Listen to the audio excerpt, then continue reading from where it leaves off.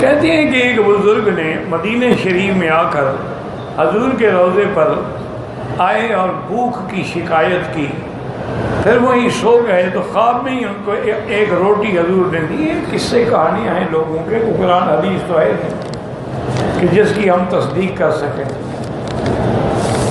یہ تو پھر بھی چلو یہ تو ہے شکر کے خواب کی بات ہے۔ آپ کے ہاں تو ایسے بڑے بڑے پہنچے ہوئے بزرگ ہیں جو کہتے ہیں کہ حضور میرے پاس آئے تھے اور پاکستان سے بڑے ناراض تھے، میں نے قدم بوسی کی، منتیں کی، تو آپ نے فرمایا اچھا اب جب میں آؤں گا تو تمہارے ادارے میں آؤں گا، میری ٹکٹ کا انتظام کر۔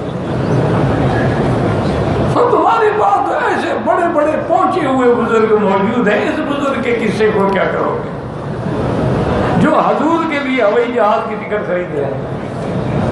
انا للہ و انا الیہ راجعون۔ دعا کریں اللہ اس کو بھی ہدایت۔ ایک بہت قابل ترین آدمی ہے لیکن پٹڑی سے اتر گیا۔ ولا نقول الا لا حول ولا قوة الا بالله العلی العظیم۔ اس لیے یاد رکھیں علم نہیں بچا سکتا جب تک اللہ نہ بچائے۔ اصل بچانے والی اس کی ذات۔ بڑے بڑے عالم گمراہ ہو گئے، یہ جتنے گمراہ ہوئے ہیں جاہل تو نہیں تھے نا۔ تیرنے والا ڈوبتا ہے نا، جو دریا کے کنارے کھڑے رہے وہ کیا ڈوبے گا؟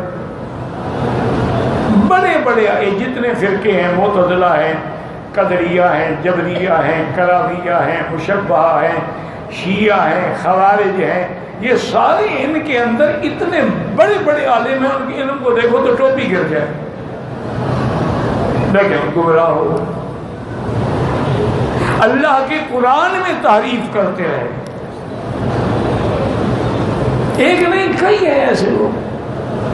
کسی نے صفات کا انکار کر دیا، کسی نے صفات کو اپنی طرح بنا دیا۔